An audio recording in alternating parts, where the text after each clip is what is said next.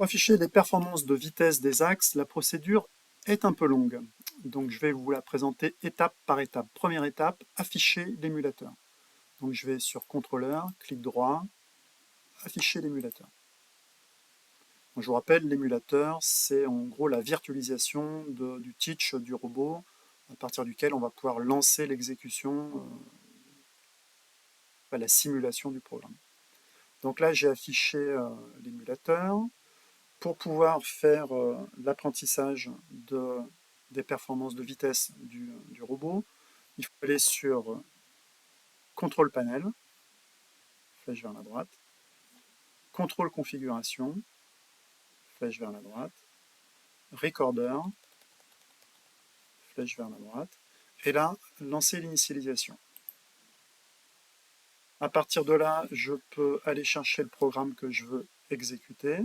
Donc je clique sur Menu, je remonte sur Application Manager, et je vais chercher le programme Val3, qui se trouve sur le disque, et il s'appelle, dans mon cas particulier, Démo1. Je valide. Le programme a été sélectionné, je vais pouvoir l'exécuter. Pour exécuter ce programme, il faut faire attention d'être en mode continu. Donc là, on peut cliquer sur ce bouton une fois, deux fois, trois fois, quatre fois. Je retourne sur le mode qui m'intéressait, mode continu, mettre la puissance. Et là, lancer la simulation, donc l'exécution du programme. Donc le programme a été sélectionné, il s'appelle Démo1, je le mets en... Enfin, le programme a été sélectionné effectivement dans le disque de la machine, dans le disque dur de la machine, mais j'aurais pu en sélectionner plusieurs. Je lance Run.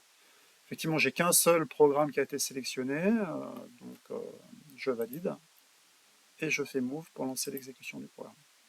Donc là, il ne se passe rien, Hold, parce que je n'ai pas synchronisé ma CAO avec l'émulateur. Donc là, je retourne dans Simulation, et je vais lancer la synchronisation. Alors, plusieurs petites remarques.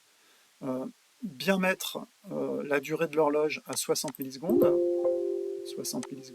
et bien cocher simulation temps réel. À partir de là, je peux lancer la synchro.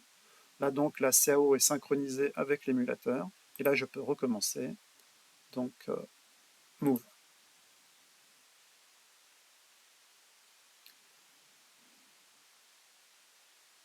Programme est terminé. Si je veux maintenant faire l'enregistrement du programme pour pouvoir extraire les caractéristiques de vitesse des axes, donc cette fois-ci, je vais me positionner pour pouvoir faire l'enregistrement.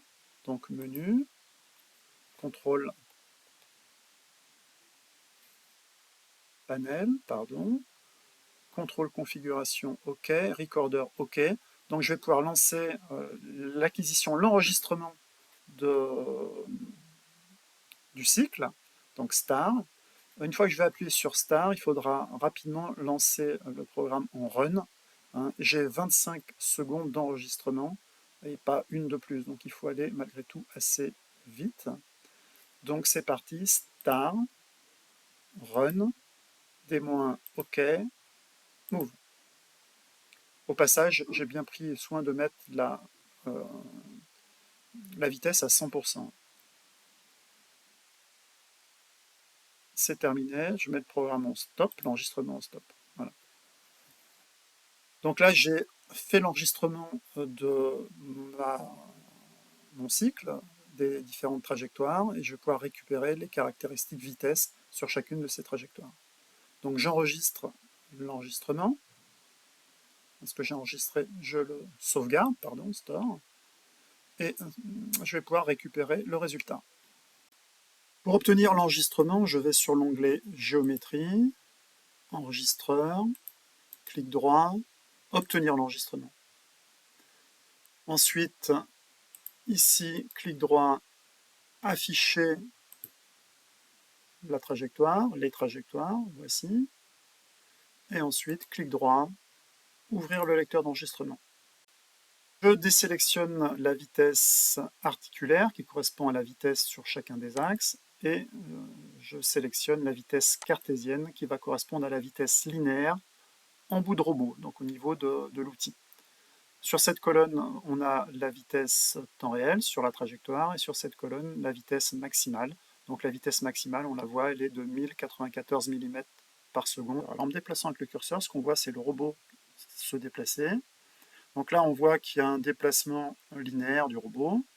Ce déplacement linéaire correspond à la programmation d'un move L, et on voit que ce déplacement linéaire se fait à une vitesse de 1 mètre par seconde, ce qu'on a programmé dans le programme.